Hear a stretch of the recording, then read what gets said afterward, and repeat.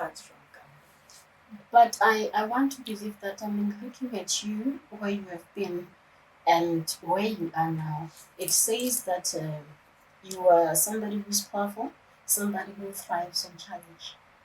Am I right? That's true, and I have taken this on as a great challenge, Mm-hmm. I must say. I have realized that with my team, which I found a very good team, Mm-hmm.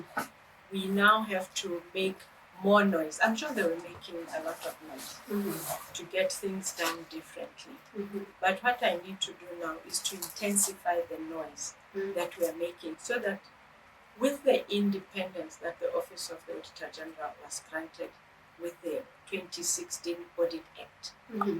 now we have to implement that independence.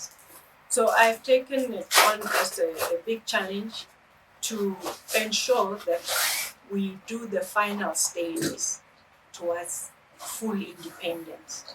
And that entails financial autonomy. It entails being in an environment where we can say we are in control of our own situation as the Office of the Auditor General. So for you to have come to my office in the finance headquarters is also not ideal. Mm-hmm. So those are the kinds of things that we are going to work hard towards regularizing. Mm-hmm. So yes, it is a So for challenge. you, transparency is key. It is extremely key for this office, Mm-hmm. and we say, as the Office of the Auditor General, we have to be seen to be and both be independent. Mm-hmm. So that independence will go with transparency.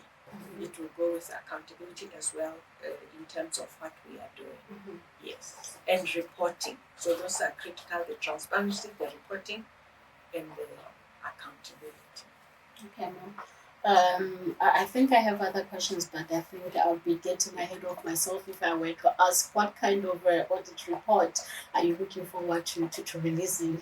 You are yet to adjust and acclimatize. We'll talk about it some other time. Yes, that one we can talk about. Yeah, yes. Thank you so much for your time, and I really appreciate that you took time out.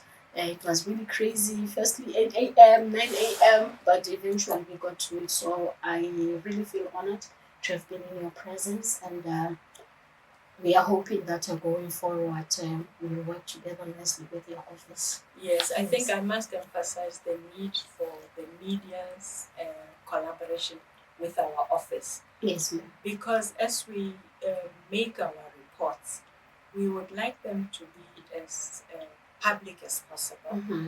And we also want them to be as informative as possible. Yes, ma'am. So what we are going to try and do now is to intensify the media coverage Mm-hmm. of and public awareness Mm-hmm. of what our office's role is, Mm-hmm. so that there's no misunderstanding with the people out there in terms of what is it that our office is really supposed to be doing. Mm-hmm.